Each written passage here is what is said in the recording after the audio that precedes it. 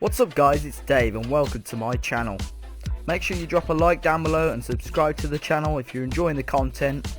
Now, watch this. Ugh. What's going on guys, this is Dave and welcome back to episode 5 of the Ajax army. Now firstly, before we start the episode, I want to thank everybody that's been supporting the series so far. We're coming into the middle of the first season and we're still getting loads of likes, loads of views, which is really cool. If you haven't already, please do drop a like on the video and subscribe if you haven't already. I'm getting loads of new Ajax fans and Dutch football fans, which is really cool to see. So if you guys have got any advice for me on how I'm pronouncing names or what I should do to make this series a little more interesting, please do let me know. I'm really happy to hear ideas. Now today we've got another 2 games that we're going to do a live commentary over. The first game is in the UEFA Europa League against AS Saint-Etienne from France. It's our final group game until we could possibly go on to the knockout stages, which is really cool. And then we're going to be having a league game as well. But before that, let's do a roundup of all the results.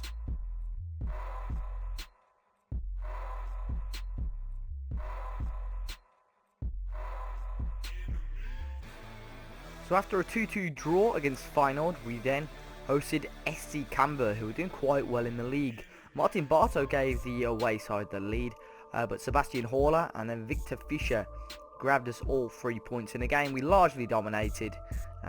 Ricardo Van Rijn grabbing another Man of the Match award. He's playing very well so far this season. We then beat Belenenses 3-0, the team that beat us and has given us our only loss so far of the season.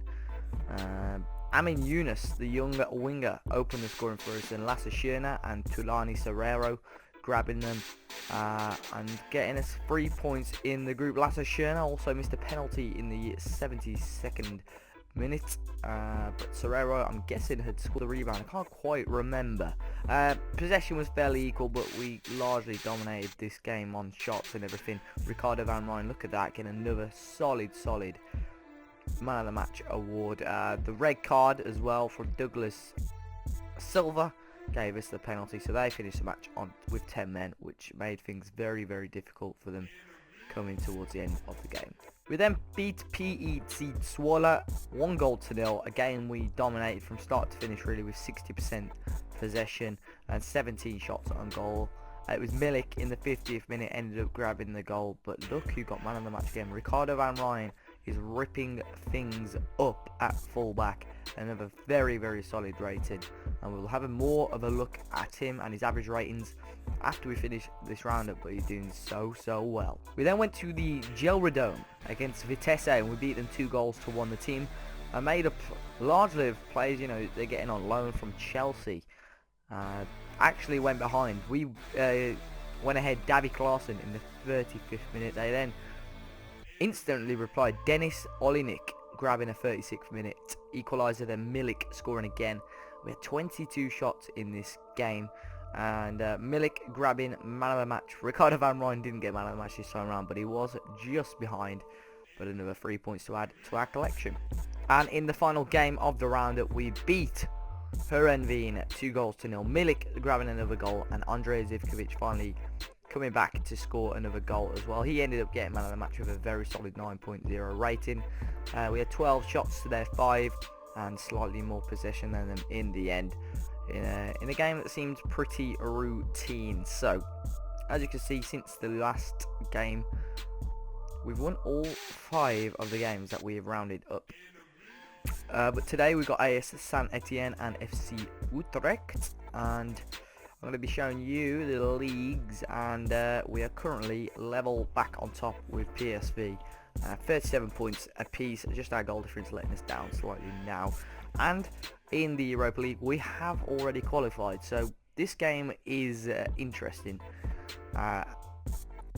Well, not too interesting rather, because the only way, if I win I might get top of the league, top of the group, which will help me slightly in the next round.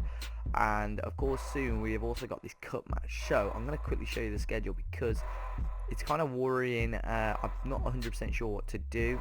No, I don't want to look at Christophe Gallier. And as you can see, we've got 3 games in 6 days here. This game's not really relevant, but it's same thing. If I'm playing a strong team here, all my first team players are going to be still tired there. So I'm not too sure how to play it. I'm going to have to try and play a mixed team because Camber aren't no pushovers. They're a decent team. So we'll have to see what we can do. So here are the lineups. Weirdly, we're both kind of in a green kit, so it's going to be interesting to see what the kits are like in game. But we're playing AS Saint-Etienne, who are starting Stéphane Ruffier in goal, Benoit Esuakoto across the back along with Perrine, Bial Sol and Clerc, Lemioni or Lemony defensive midfield, Clermont and Kahade in the middle with Monet Paquet on the left, Asarik on the right and Roux up top. Now our team is Jasper Sillessen in goal, Rudevald at left back, Heitinger and Van der Horn at centre back and Van Rijn in the middle. In the middle of the park we're starting Serrero with Batsoa, who is actually a central midfielder, and people have been telling me he plays central midfield in real life for the team at the moment. We've been predominantly playing him as centre back, but it's going to be interesting to see what he can do in central midfield. Eunice on the left, Schöne on the right, Sint-Graven playing in the hole just behind Sebastian Haller. So it is, as you can see, a bit of a mixed team, trying something a little bit different, but trying to rest a couple of the first teamers, such as maybe Mamana, Klaas and Milik as well, Gudelj, Zivkovic, just to give them a breather for the two important games coming up. Sint-Graven into Haller, chance here over to Van Rijn, to Schöne, back to Van Rijn, knows how to whip a ball in, he does, and there's Haller. And within 11 minutes, we've taken the lead here against the AS Saint-Etienne. Sebastian Haller grabbing the goal there. It's Van Rijn again, doing all the hard work. And he's crossed the ball in. And it's Sebastian Haller running near post, flicks it on. And it goes into the corner of the net. Van Rijn into Schöne, Serrero. Van Rijn again on the right hand side. Schöne, Sint-Graven, good ball, Van Rijn again. Towards Haller. Rudevald the left back, Serrero, back to Batsoa again, into Van Rijn. Will he put another ball in? And it's Daily Sint-Graven, who's been missing a lot of key chances recently, but he's been putting in training on placing shots, and that seems to have worked. Beautiful ball in from Van Rijn, and Daily Sint-Graven puts it into the back of the net. Is Roux. AS Saint-Etienne going to get an instant reply, and oh wow, good block, and they put the next shot wide, but very good build-up play there from the home side. We are going to have to make a change though. Haller is going to come off. I don't really want him, you know, unfit or slight knock, because I do kind of want to keep him fit for upcoming games. So we're going to start bring on Milik, and hopefully he can do the job for the rest of the game. He's Clerc, Monet Paquet. Ball in, and Sillessen collects it. Now what's he going to do with the ball here? Long ball towards Eunice. Clerc won the header, but Milik won that. Here's Hamuma into Roux, towards Hamuma again, and Heitinger's fouled him, and Heitinger is going to be sent off here, and he's going to miss the first knockout round against whoever we come across. So there we go, it is finished 2-0, a pretty poor second half, but nonetheless we've got a victory in the end, 3 points. Unfortunately PAOK also beat Belenenses, so they remain top and undefeated in our group, but we finish up second, which isn't bad at all. We have the best goal difference in the group as well, but now we can move on to the first knockout round draw and see who we grab.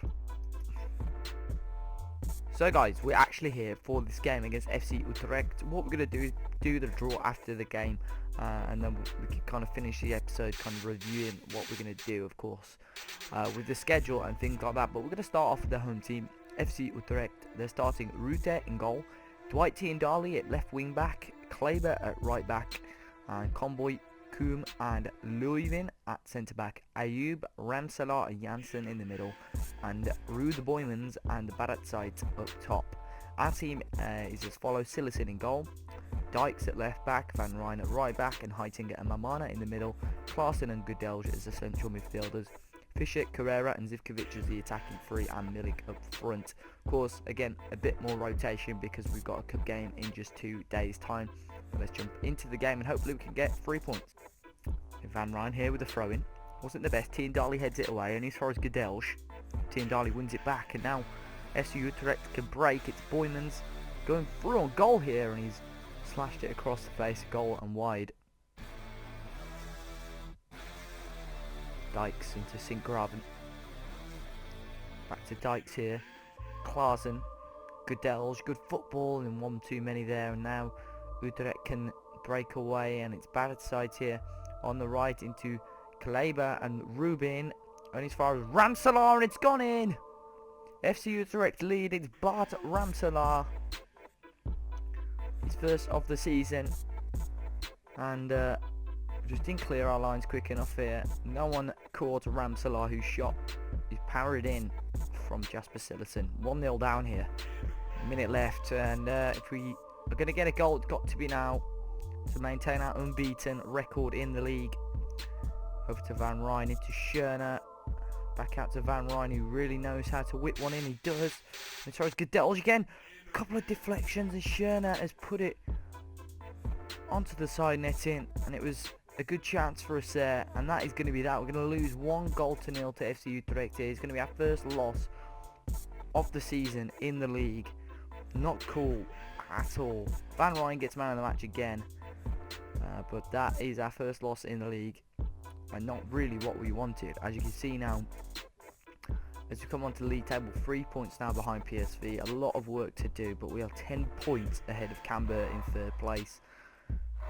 Damn, huge loss there. But now let's move on to the Europa League draw.